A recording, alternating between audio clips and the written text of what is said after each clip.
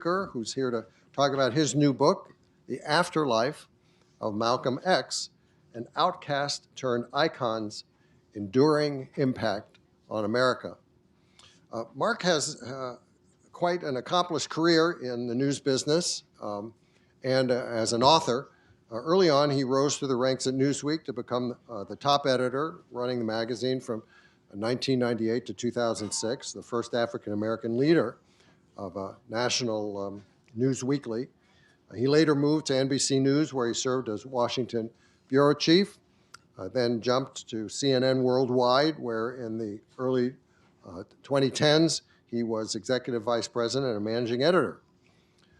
Mark also has written several previous books. In 2011, he published a critically acclaimed family memoir, My Long Trip Home, then followed that with a biography of Bill Cosby, and then a book called Smoketown, which recounts the flowering of black culture and achievement in Pittsburgh from the 1920s to the 1950s. That work won lots of praise as an important contribution to the study of African-American success and struggle in the mid-20th century. 2 years ago, in Saying It Loud, Mark told another significant and well-researched story about the black experience in America. Focusing on 1966, he made the case that it was one of the most transformative years in the history of black liberation, a pivotal period in the drive for racial justice in America. The publication of his new book coincides with the 100th anniversary of the birth of Malcolm X and the 60th anniversary of his untimely death. And it's the first major study of Malcolm's influence since his assassination. As controversial and divisive a figure as Malcolm was in life, he's had an enduring impact on culture and politics, an impact, as Mark notes, that has far surpassed what Malcolm achieved in his 39 years of life. Mark also tells a second story in this book. It's a murder mystery about who actually killed Malcolm. 3 men were convicted and imprisoned for the murder after a point-blank burst of shotgun fire struck Malcolm down in a panic-stricken ballroom in New York City's Washington Heights neighborhood. But a few years ago, 2 of the 3 were exonerated of the crime. And Mark does a real service examining Malcolm's posthumous legacy and his success, and Mark's success at pulling together many parts of the story is, as a Los Angeles Times review of the book noted, a reflection of Mark's own experience as a journalist and organizational skills as a writer. The reviewer put it this way: Mark has a gift for streamlining gobs of material, some of it quite contentious, into a smooth, readable narrative or series of narratives that click together. In conversation with Mark will be journalist Eugene Robinson, who had a very accomplished 45-year career at the Washington Post, which ended last month when he announced his departure, citing Jeff Bezos' new editorial policy at the Post. Gene was a City Hall reporter, city editor, foreign correspondent in Buenos Aires and London, foreign editor and assistant managing editor in charge of the paper's style section before he became a columnist in 2005. He won the Pulitzer for commentary 4 years later and is the author of 3 books with a 4th one coming that's going to be a really great story about his some of his ancestors. Please join me now in welcoming both Mark Whitaker and Gene Robinson.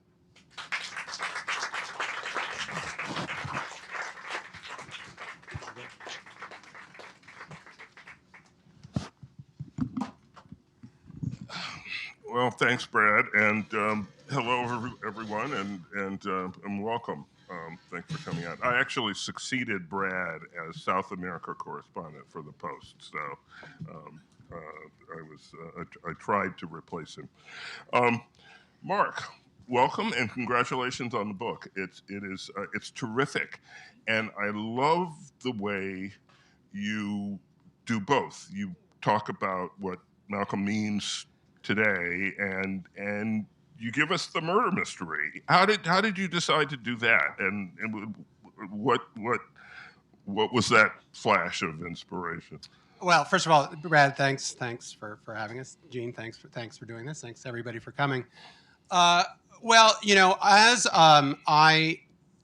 I've been thinking about this book for a while. I have a little bit of a history with Malcolm X. Like a lot of people, I read the autobiography as a teenager. It was very meaningful to me then. When Spike Lee's movie came out in 1992, I wrote a cover story for Newsweek called "The Meaning of Malcolm X." So I was aware that he, still had a following at that point, not only among the generation, that had seen him when he was alive and had been influenced by him in the 60s and early 70s, but a new generation at that point of that had discovered him largely through his influence on early hip hop and then, through the movie and so forth. But when I started working on the 1966 book, people would hear that I was doing that and they would say, "Oh, you're going to be writing about Malcolm X." And I, initially I said, "Well, he was assassinated in 1965." But in fact, he ended up looming over that book because he was in the minds of all the figures I write about in it. So Stokely Carmichael, when he took over the Student Nonviolent Coordinating Committee, Huey Newton, Bobby Seale, Eldridge Cleaver, when they started the Black Panthers, the Amiri Baraka, other sort of formative figures in the Black arts movement. And so I started thinking, well, maybe that's my next book. And I was just telling Brad that the editor sadly passed away, who I was working with, and I was assigned a new editor. And the first lunch I had with my new editor, he asked whether I had other ideas for books.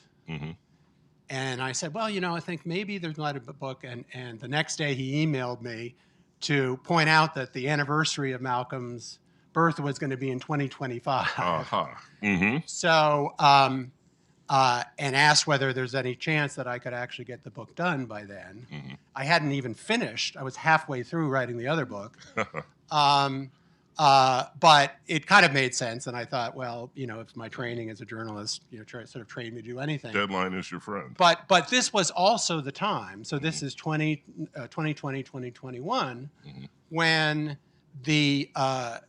this case of the wrongful conviction of two of the three men who were in prison for killing Malcolm had resurfaced.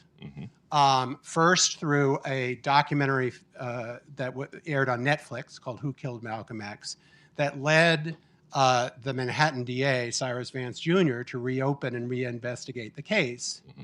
And then in late 2021 led to the exoneration of the two men. Only one was still alive to witness it. So all of that was unfolding as I was deciding that I was going to write this book.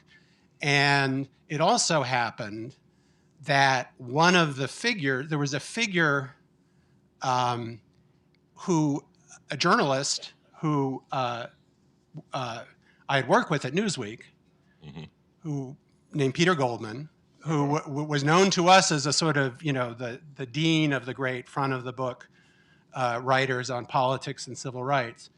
Turns out had known Malcolm and actually they weren't friends, but I sort of had gained his trust when he was alive, had written a terrific book about him in the early 70s, and then had tried to, along with William Kunstler, the radical lawyer, to get the case reopened based on a lot of evidence that these two men were innocent in the late 70s, unsuccessfully.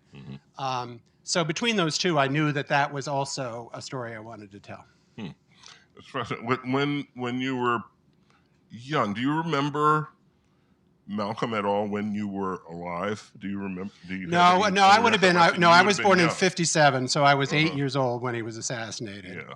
And I've got to say, I don't think I was very aware of him at that point.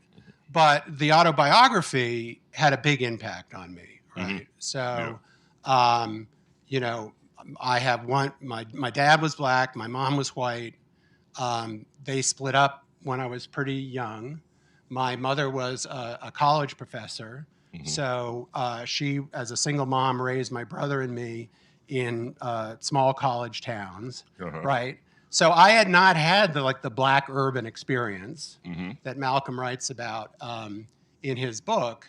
But at the time I read the book, we were living. My mother taught at Wheaton College, a small college in Massachusetts, and so I had been to Boston, I had been to Roxbury, and to read Malcolm and with Alex Haley sort of conjuring up the life of the black community of Roxbury and Harlem was just like, even before you get to the rest of the story, enthralling for me. Yeah, that was when I was a kid. I'm 3 years older than you, so I would have been 11 when he was killed. But it was just exotica to me. The civil rights movement to me meant Dr. King. It meant the SCLC and SNCC to a certain extent, and the whole Nation of Islam wasn't much of a presence in Orangeburg, South Carolina. I mean, so it wasn't until the autobiography, which had this enormous impact on our generation of African Americans. Yeah, no, and again, this is the story I tell. So you have to take yourself back to how Malcolm was viewed at the time of his assassination. It was less than a year after he had left the Nation of Islam. Certainly while he was involved with the Nation of Islam, he got a lot of attention, but a lot of it was very negative. The Nation of Islam was viewed, at least by white America, as being sort of a very sort of scary, sect, and was openly preaching separatism and that white people were evil and the blue-eyed devil and so forth. Eventually, Malcolm split from the Nation of Islam in the spring of 1964 for reasons other biographers have covered and that I cover and explain in the book. And he was he went to abroad. He made a pilgrimage to Mecca for the first time. He visited the capitals of Africa and Europe, and was in the process of getting his own new organization off the ground, and repudiating at least some of the more extreme views or sort of moderating them. But then he was assassinated, right? Before he could really bring much of that to fruition. And it was a significant enough event that it was on the front page of the New York Times, but it was a one-column story in the middle of the front page. He was described as the leader of a militant sect, I think was the term in the New York Times. Okay, so how do you get from that to where we are today, where I think he is widely seen as sort of alongside Dr. King in the pantheon of Black history, and where recently, if you've kept up with the most recent biography of Dr. King and some of the history, historians and biographers are now going out of their way to make King sound more like Malcolm rather than the other way around. So how did that happen, right? So it's a story. So it is what my book is the story of how, starting with the autobiography, which doesn't come out in hardback until the fall of 1965, and then really takes off and in paperback a year later in 1966, and so that's the beginning. And so you have all these people who weren't even that aware of Malcolm, who weren't old enough or whatever, who felt by the time to this day, you feel by the time that you finish reading that book that you know him, and then it goes on through his influence on all these successive generations. Right, and so his I think certainly true that his afterlife has had more impact than his life. Is that, would you? Yeah, no, I state that it's part of the thesis of the book, and I think that's true. And in fact, I quote Harry Edwards, who was the sports sociologist who organized the Olympic boycott, famous Olympic boycott in Mexico City in 1968. And he said that, he said this at the first, or one of the first Malcolm X days that was organized just by followers and students at the college, young people at the college and high school level across the country. In 1969. So it's a year after Dr. King has been assassinated. Yeah. And he's asked, well, why are people demanding a Malcolm X Day and not a Dr. King Day, right? And he said, well, Malcolm, Dr. King did some important things, but he's dead. Whereas Malcolm is still inspiring people to do new things, in the sense that he was sort of still alive. Well, one of the something he inspired, and you're bringing up Harry Edwards made me think of it. But one of the things I did not know until I read this book, we could all, of a certain age, have that mental picture of the U.S. sprinters at the Olympics in Mexico, raising their hands like this and on the medal stand. It's just an iconic image. One of those sprinters, John Carlos, you tell me for the first time, was kind of followed Malcolm around when he was a kid in Harlem. Is that right? Yeah. So he grew up in Harlem. And he had heard Malcolm on the radio and was struck by his voice. So he asked his dad's permission. This is how young he was. He asked his dad permission whether he could go to Mosque Number 7 in Harlem, the Nation of Islam Mosque, to see him in person. And there's a funny scene where he shows up and he's looking around, sort of, waiting for Malcolm to appear. And he says to somebody next to him, he said, who's Malcolm? And the older person pointed him out. And he looked at Malcolm and he said, that can't be Malcolm. He said, he's not dark enough. He's not black enough. He said, is he a black Jew? But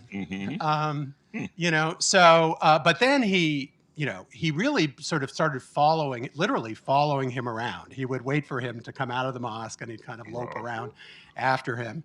And he had a great phrase that I think described Malcolm's influence on him, but I think also says a lot about the effect that Malcolm had during his lifetime, but to this day still has. And it's one of the reasons why I think he keeps being rediscovered and re-embraced. John Carlos said and he's talking about his state of mind, at the time as a teenager in the 60s, black teenager in Harlem.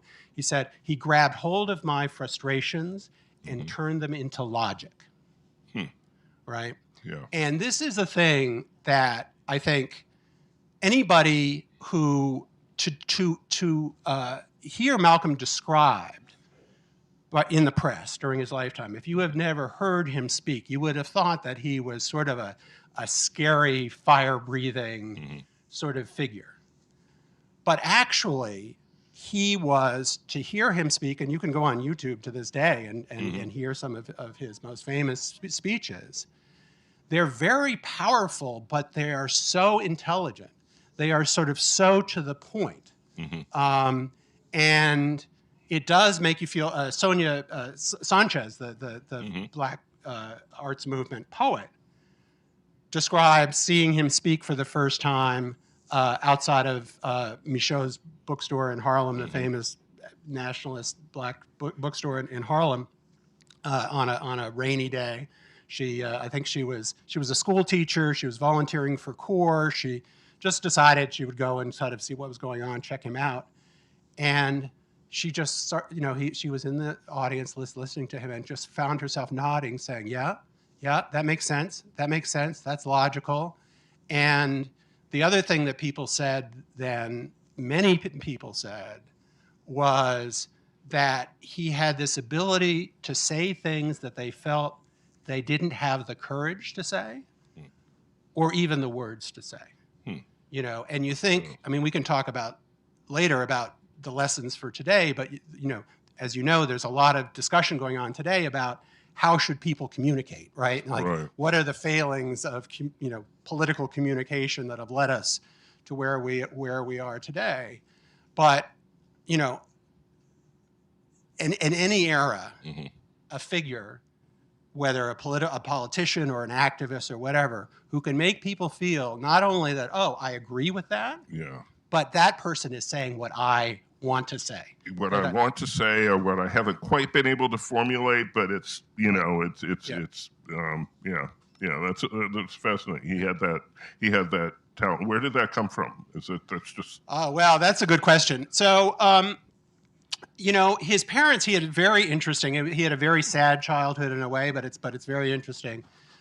His father grew up in the South. He was a preacher, and also had other side jobs, as many black clergymen did in those days. But both he and Malcolm's mother, who came from the Caribbean, were followers of Marcus Garvey, and the nationalist leader who, in that era, was arguing that black folks, really, in order to escape their lot in America, had to go someplace else, right? And so he was. Maybe that should be your next book, because Marcus Garvey is. I mean, he was such an important figure at the time. He was huge. He was, and he had this idea that he was raising money to have a whole line of ships that would take black people to another country, and so they would go around the country. Malcolm was born in Nebraska. Then they moved briefly. They eventually moved to Michigan when he was still very young. But his father and his mother, too, would travel all over the country, sort of spreading the word and the gospel of Marcus Garvey. So I think he had, even though he was very young at the time, sort of, he had it kind of in his veins, Yeah. His mother was, his father, must have been a pretty impressive speaker, but by the account of his own siblings, and if you read the biographies, his mother was even better educated and very smart, and a real stickler for dignified behavior. Oh, okay. So his siblings told Les Payne, who wrote one of the great biographies, our much missed fellow legendary journalist, that. Even after his father died in sort of mysterious circumstances when Malcolm was only 6, and his mother was left to raise the children on her own, and eventually, just under the stress, she ended up being institutionalized. But that even in their impoverished state, at that point, they had a reputation around Lansing, Michigan, as uppity Negroes, right? and it was all based on just the how they comported themselves, that like these kids, these little kids, I mean, not little because their names was Little, Malcolm Little, would go into town and walk into stores and, were sort of conducting themselves in a way that seemed suspiciously uppity, to white folks at that time. Sedity is another word for it. Yeah, exactly. Okay, so we got to talk about Clarence Thomas. Okay, so Justice Clarence Thomas is, or certainly was, and I think maybe is I don't know if I would say follower, but he certainly knows and respects and in some ways follows Malcolm's teachings in his mind. So tell me how that works. Okay, so we talked about the murder mystery.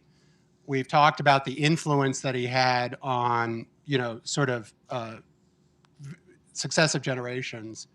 The other thing I write about in the book is that for 60 years now, there's been sort of a battle over what does Malcolm really stand for, right? So there are, some people who say, well, if he had lived, he would have, made common cause with Dr. King, and he would have become a mainstream civil rights leader. There are other people saying, no, you misunderstand. He was really a Pan-Africanist, and he was kind of the father of that idea. There are some people who say, oh, he was on his road to becoming even more of he never was a Marxist, but openly allying himself with the Marxist movement. But then meanwhile, there have also been leading conservatives who have said, no, Malcolm is actually, a conservative at heart. Right. And Clarence Thomas is one of them. And he said he gave there's this very interesting piece that Lon Williams did for the Atlantic interview when he was still in the Reagan administration, before he had been nominated to the court, where he was citing passages from the autobiography from memory, Right.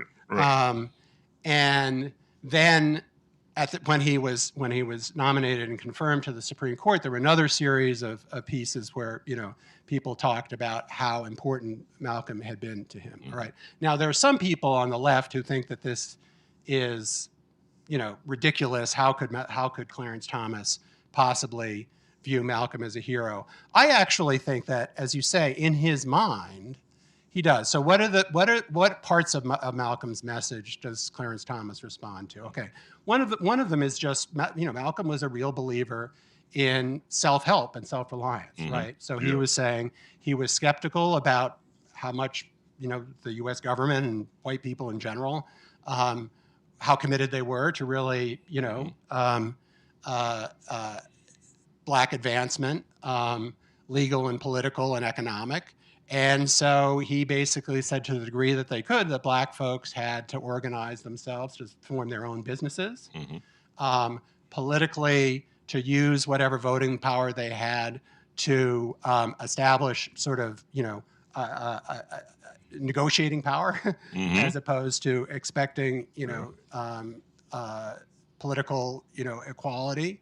And that is very much part of that has been Clarence Thomas's. He was sort of a campus radical in college at Boston College. Then became much more conservative. Obviously, by the time he was a young adult, going to Yale Law School, starting to work in for Republicans. But throughout, he has retained this sense that on a personal level, that black folks had to take personal responsibility, not looking for handouts, skeptical of government help and so forth. The other thing, which, is actually, if you read his opinions, it's kind of ironic because he's in an interracial marriage and he pals around with, rich white people, but that he is actually very, very skeptical of the limits or believes that there are real limits to integration in this country. Except on private jets, and on Harlan Crow's private jet. Well, that's what I say. That's what I say. There's a bit of personal hypocrisy involved there. But in his opinions, for example, one of the bases, for example, of the positions that he's taken on against affirmative action is that he says, look, affirmative action for the most part is sort of virtue signaling by white institutions for the benefit of a privileged few middle-class black kids. Yeah. And it's not doing that much overall for the black population, and we'd be doing a lot better if we just supported HBCUs, historically black colleges and universities.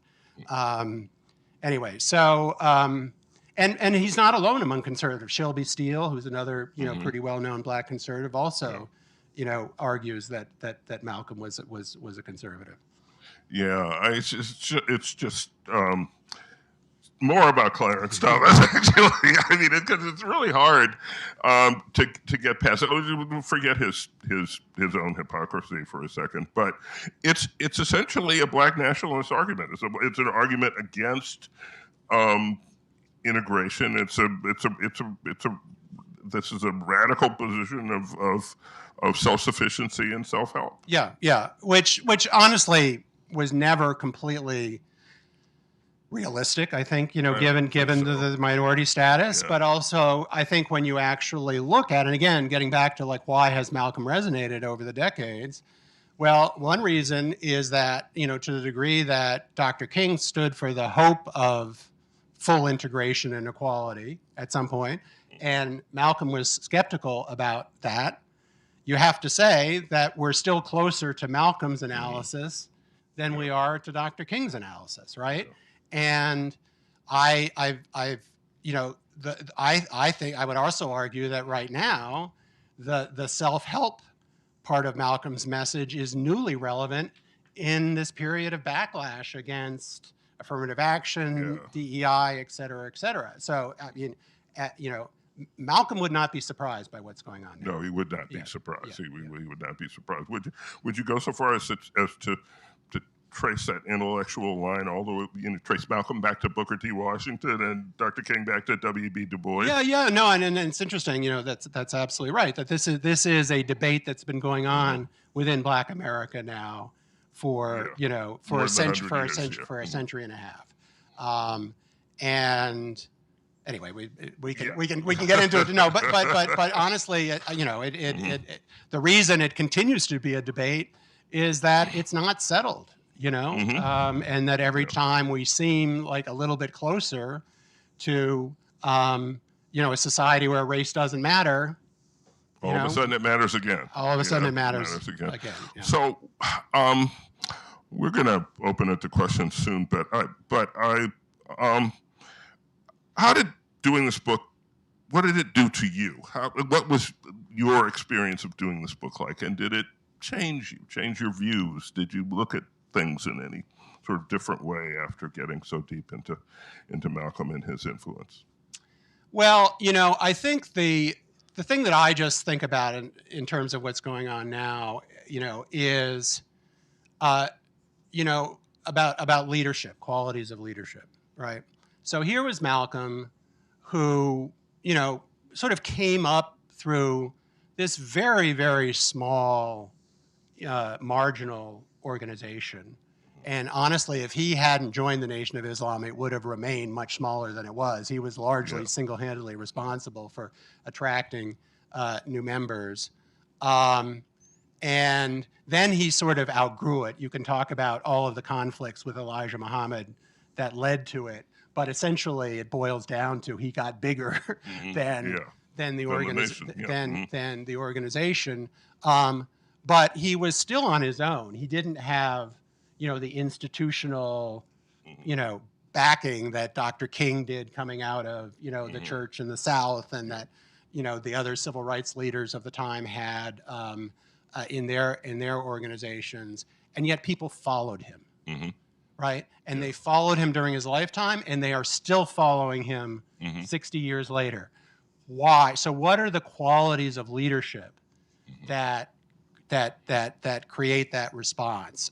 And is there something to be learned, as I think a lot of people are very hungry now for, a leadership that will lead us out of sort of the situation we're in now in this country. I think that, okay, so obviously he was self-taught. He left school when he was in 8th grade. He was, really became literate in 6 years in prison. But he was a brilliant man. I mean, it's just you hear him speak, you can tell that. But he had, first of all, because of his life experience, because he had, been on the streets as a hustler, he had been in prison, he had gone into all of these urban communities and essentially reached out. I mean, a lot of the signed up members, as they said, of the Nation of Islam in that area were people who were really struggling, and the nation helped them turn their lives around, right? And so he could speak to anybody, right? And anybody could relate to him, right? Yeah. Okay, so that was number one. Second, he had just these unbelievable powers of communication. Both, he all of these phrases, he could take a very complicated concept and boil it down to a phrase. So, by any means necessary is the one he's best known for. Right. But which was people have said over the years, oh, well, that's just about violence. It's about much more than violence. First of all, it's not about violence. It's about self-defense. But there are many other concepts that are incorporated in that. Another of his sayings was, democracy is hypocrisy. Okay, now think about that in terms of, our debates today. And another one I really love, it's less well known, but is history is not hatred. Oh, I didn't know. By which he basically meant the fact that to say we need to understand our history and all of its complexity does not mean we hate this country or that we hate white people, right? Okay, so he had that. But then again, even his delivery, it was powerful, but it was very direct. I have a few pages in the book about the Malcolm X opera that was composed by the great Anthony Davis in the 80s, but then was revived just in the last few years, and productions in Detroit and then in New York. And Anthony Davis talks about how when he wrote arias and music for Malcolm, he's a classically trained composer, but also a great jazz musician and influenced by jazz. He said he thinks of King as Coltrane, of John Coltrane, right? This soaring, magisterial, but almost kind of unapproachable voice, whereas Malcolm is like Miles Davis, right? More direct, conversational, bites of humor, et cetera, et cetera. So then the final thing I would say about why he was so powerful as a leader, and again, but perhaps lessons for today is what I keep getting this term wrong, but it's either like politics is downstream from culture, or culture is upstream from politics. But the idea is that culture, that really what drives us is culture even before politics, right? And that was also very much part of what Malcolm understood, right? And so his first message, he became, particularly at the end, much more interested in issues of voting rights and so forth.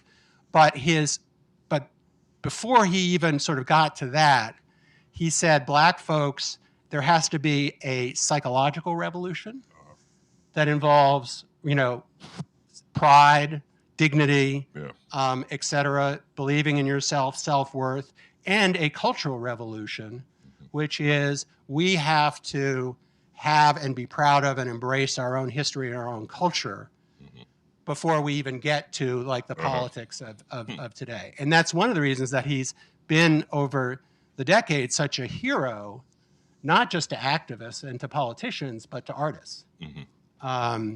And so I would say that's all of those elements, not only of what his message and what he stood for, but the lessons that might have for, politicians who seek to be leaders, but honestly for all of us in thinking about where do we get. So here's a point I want to make before we get to questions, okay? Think about this in terms of culture. In the face of these, really attacks on, DEI, which are now leading to really a project of trying to dismantle all of the progress of the civil rights era. Right? Disparate impact, all of these things that we thought, voting rights and so forth. Going after the African American Museum here in Washington, going after iconic figures like Jackie Robinson and so forth and so on. Who has Trump not gone after? Kendrick Lamar in the Super Bowl. Who has he not gone after? That's Ryan true. Coogler and Sinners. Yeah. The culture is bigger than him. Yeah. And on some level, he knows it, right? So if you want to talk about what resistance looks like today, I think you have to look at at culture as well as politics. Okay. At least that's what Malcolm would say. Okay. Well, I don't know how to rap, but maybe I'll try to learn. Okay. Well, Mark, thank you. We're going to open up the for questions from the audience. There's a microphone over here, so if you could come up here, and anyone with a question. Mark, can you tell us a little bit about your research? We're going to. Yeah. Go ahead. So, growing up in Washington, D.C. Do you want to just pull the mic Growing up? up in Washington, D.C. as a young man, I joined the Nation of Islam. Okay. And inside the Nation of Islam, Malcolm was known as a traitor. Right. And the Nation, when people spoke out against the Nation, there was a family on 16th Street that Kareem Abdul-Jabbar used to own a home on 16th Street that a black family, Muslims have moved into, and they was all assassinated, that whole family inside that house. And I think at that time, the Nation was just cracking down on anybody speaking out against Elijah Muhammad. It wasn't until we left the Nation, my grandma put us in the Nation, we left the Nation that we got to see Malcolm a lot different, right? And for us, that was significant, and he played such a role in my life. My company now, we hire African-American women to lead the company because he said they was the most disrespectful people, or people disrespected the black woman more than anyone in this country. And that leads me to this question, that even in their death, they had strong partners in their wives, whether it was Dr. King, Medgar Evers, and Malcolm. And their wives carried their history so everyone else can understand it and kept their family whole. And I thought that that's a real significant part. Can you speak on? Yeah, no question. Betty Shabazz is a fascinating figure. And when they met, she was very much sort of, she had been trained as a nurse and was on her way to having her own professional career, sort of gave it up temporarily to be Malcolm's wife, but particularly, raised his daughters and, kept the home and so forth. But particularly once he decided that he was going to break from the Nation of Islam, became a major source of support. Then, after he was assassinated, in addition to raising 6 daughters and going back to school and having her own very distinguished career, she also became a public speaker and a public figure and kind of helped sort of carry on his message. But she was also a gatekeeper. There's an interesting, I have a whole chapter on his influence on hip hop, right? And so the first major record that sampled Malcolm, and he ends up being, there are lots of rappers who have lyrics about Malcolm, but they're also, they take elements of his speeches and incorporate them in their songs. And the first one was produced by a white rapper drummer named Keith LeBlanc, who was the session drummer for Sugar Hill Records, which was the first hip hop label, who shows up in the mid '80s at by this time Betty Shabazz is working for CUNY, City University of New York, Medgar Evers College, in an administrative role. Shows up in her office with this tape that he's made that he wants to make an album out of, and the name of it was Malcolm X No Sellout. And it's to this day you can go on YouTube and listen to it. And it's basically just Malcolm's speeches. He had found albums, LPs, that had been produced by Sugar Hill Records lying around the office, and it just started listening to him and saying, like, this guy sounds like a rapper. So he just sets it to a beat, and that's like the whole thing. And he wanted her permission to release this commercially, and she said, I don't know. I mean, what is this? Let me think about it anyway. So eventually, she listens to it and decides that she thinks this is a positive message, wants him to take out some sound of gunfire that's in the record. So it gets released. And that's the first thing that then leads to Malcolm being embraced by Public Enemy, by KRS-One, by Tupac Shakur, all of these early hip hop pioneers. But without Betty's permission, without her insight, that this is a way to carry Malcolm's message to a new generation, none of that would have happened. So she was absolutely crucial in carrying on his legacy. Thank you for that question. Sir. Hi. This is not necessarily a criticism, but take it for what it is. The discussion we're having now is sort of the after death of Malcolm X. But I lived during the period before he was regarded as a peacemaker, so to speak. And I mean, he spoke very tough. These were the days of Bobby Seale and continuous murders and violence against the black community. It's interesting. I mean, when he went into his criticism of Elijah Muhammad was very, very up there during his life. I mean, that was a separation, basically. He was criticizing him as corrupt and hypocritical, and it was much more of a conflict going on there. So I didn't hear you talk too much about Elijah Muhammad, and why was he killed? I mean, everybody thought afterwards that the Nation of Islam was responsible for that. Yeah. And so all I'm saying is the tone of what we're talking about now is quite different from his being and his presence. Yeah, no, there's no question about that, and I do talk about all of that in the book. Now, obviously, part of the story, his story, was that he evolved and he broke. But to go to your point, the early question as well, there were, there's no question, there's still questions.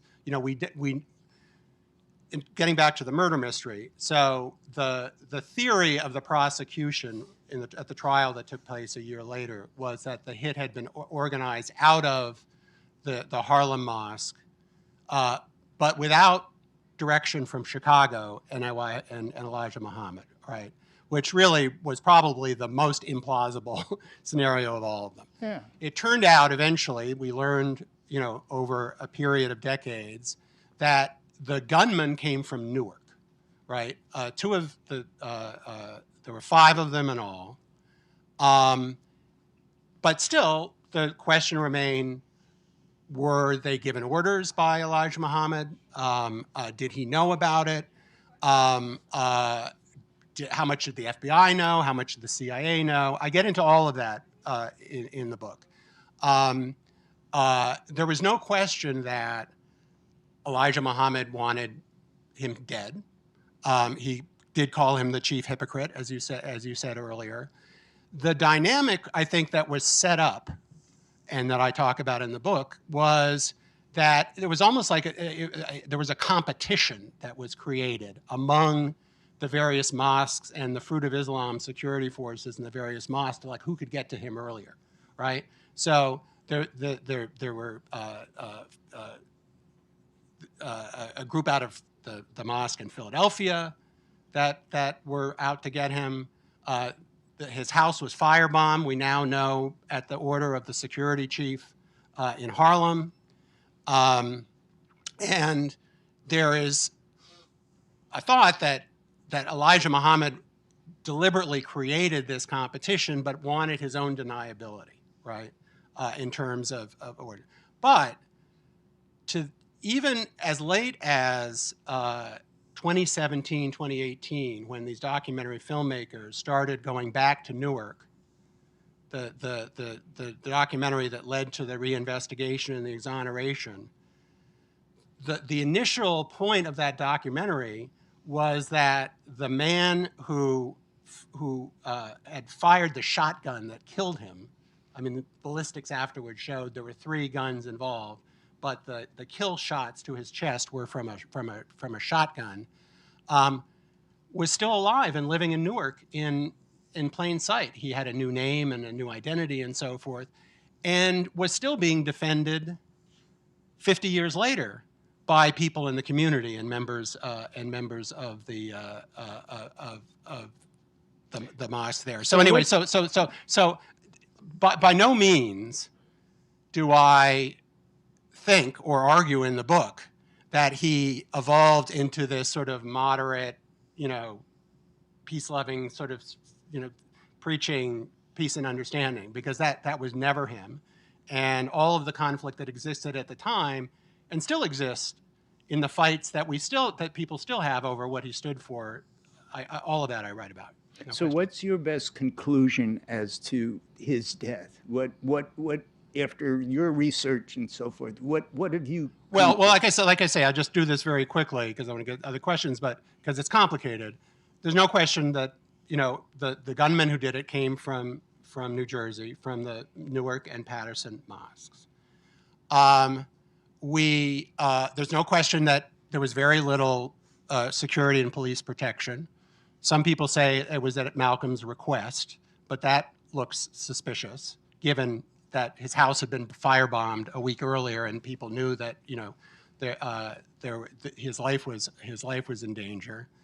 I think that there was no question that Elijah Muhammad was encouraging people to target him. Whether he knew that that particular attack would happen on that day, I'm not sure we know. But there's lots of evidence that he was, he had kind of put a lot of wheels in motion. I think that the biggest, to me, open question is, what did the FBI know? Because we now know that the people think that, police, FBI, CIA, as though they're all working together. In fact, it was the opposite. They were hiding information from each other, right? So what we do know now is that even if the FBI, whether or not the FBI knew about that there would be the attack on that day at the Audubon Ballroom, within days and weeks afterwards, they had evidence that the gunman had come from New Jersey, right? And they never shared it with the NYPD, with the police, or with the prosecutors who brought the case a year later. And to this day, the lawyers who represented the two men who were wrongfully convicted and got the exoneration in 2021, they got a $36 million settlement from the state and city of New York. The lawyers then have filed a lawsuit against the federal government, which was immediately denied and shut down. So there is something at the federal level and at the FBI level they still don't want the public to know. I'm pretty confident of that. Hello, I was wondering if you can talk more about Malcolm X's internationalism. As we know, as he progressed, he was meeting with Fidel and he was meeting with Gamal Abdel Nasser from Egypt. Do you think because those allies were essentially finding refuge in the Soviet Union, do you think he was moving toward Marxism by any chance, or? Marxism, I don't necessarily. I think that the term that was that we would now use and was just coming into vogue at the time was Pan-Africanism, right? And I think that he, there was all this. People now want to look and say, well, he had one meeting with Dr. King. He spoke at an event just weeks before he was killed when Coretta King was present, and he told her to give his regards to Dr. King. And because we, I think, in general in America tend to be sort of pretty self-involved, we kind of think about what he might have become in terms of his position on race in this country. But what is absolutely clear is that in his last life, he was trying to create connections and common cause between Black folks in America and around the world, and people of color around the world, who, as you'll recall, right at that moment were liberating themselves from colonial rule all over the place, right? There was one of the things he talked very openly about is he wanted to bring the plight of Blacks in America before the United Nations as a kind of a human rights issue, right? And he talked, the last speech that he completed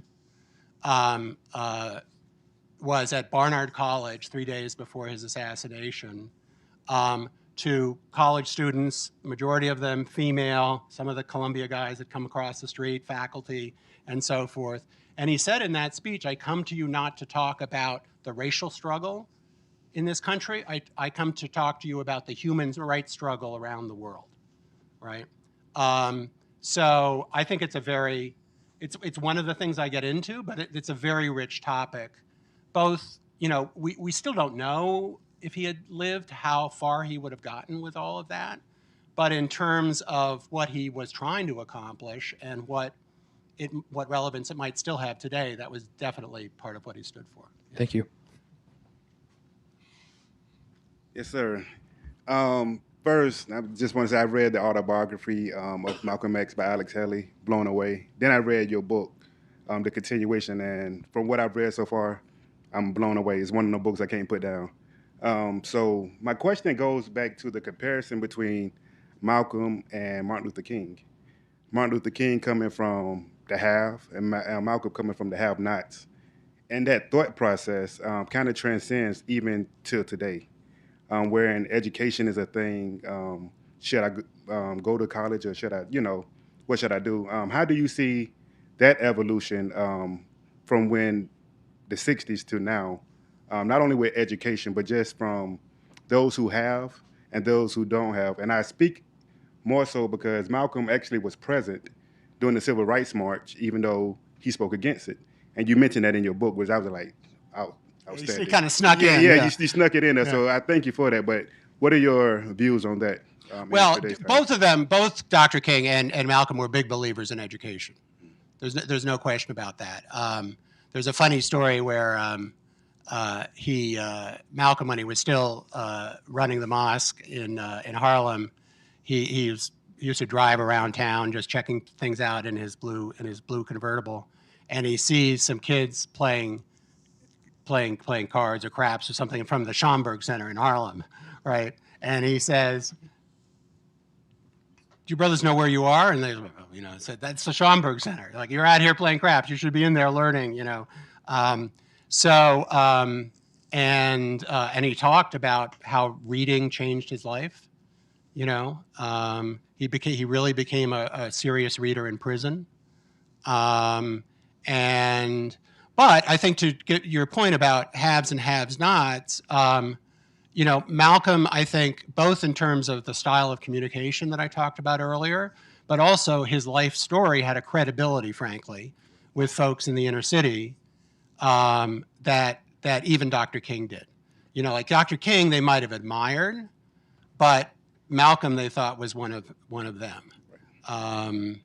And look, I still think it's, again, getting back to sort of, where we are both in terms of race in this country, but I would argue more generally, I think that the kind of leaders we need are the people who can speak to people of all economic backgrounds. Yeah. Thank you. Time for one more.